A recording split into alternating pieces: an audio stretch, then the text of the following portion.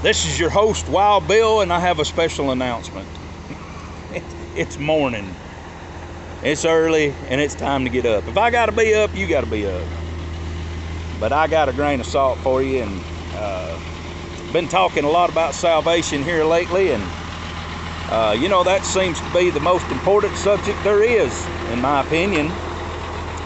For that is exactly why Jesus was sent. He was not sent, no, he was not sent so that you could heap riches of this life upon yourself, and so that you could have that big old house, so that you could have that big old nice car, SUV, whatever it is, that boat, all those niceties and plush things in this life. No. Contrary to what false teachers have been propagating for a while now, appealing to the flesh of men and women, using their desires, and I'll say this, they have even been using those things that we're desperate for. You know what I'm saying?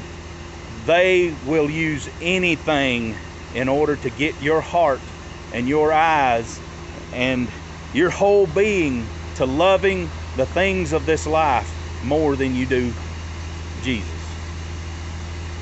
And that is a shame that we have fallen for it. He came to set us free from the law of sin and death. Romans chapter 8 verse 1, he says, "There is therefore now no condemnation for those who are in Christ Jesus. For the law of the Spirit of life has made me free." The law of the Spirit of life in Christ Jesus, don't want to leave that out, has made me free from the law of sin and death. What's the law of sin and death? Well, our God has laws. He has expectations.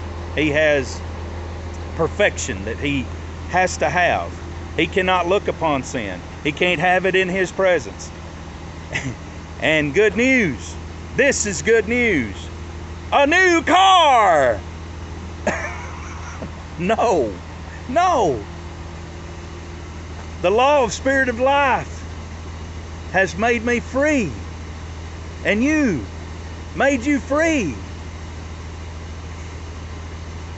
They have peddled the gospel and twisted and turned it to the point to where they have made us lustful for the things of this life.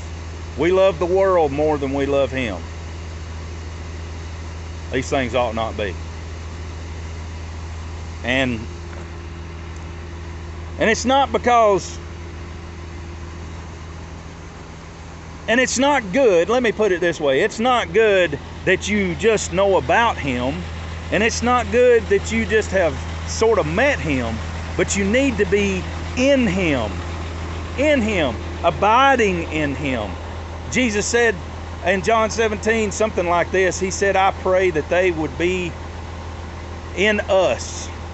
As I am in you and you are in me, I want them to be in us. In us. Abiding, living, breathing, dwelling, seeking Him with all our heart, soul, mind, and strength." And it's not because we haven't broken the law that we're not condemned. Because we break it and have broken it. Or winning the battle over sin, because goodness knows we ain't doing that. It's because you are in Him. It's because of what He has done. Who are the ones that are not condemned? Is it the super saints? You know who they are. They're the ones that when they come in the room, they blow the horn and let you know they're there. You know what I'm saying? Look at me and how good I am. Is it them that are the only ones that are not condemned?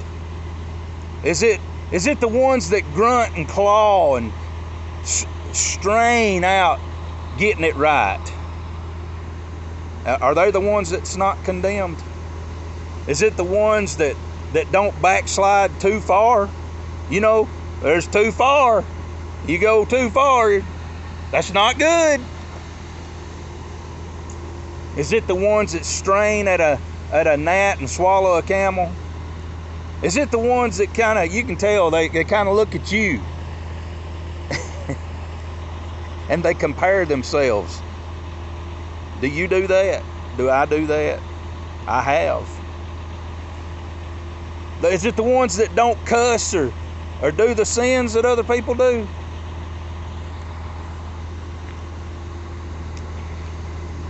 Is it the really, really, really disciplined ones? I mean, they do it right. And they make sure everybody knows it too. Or is it the really, really good Christians? And how do you determine that? I mean, the answer is no. Who is it that is not condemned? It is those who are in Christ Jesus. Take all that with a grain of salt, though. Just some thoughts I had this morning.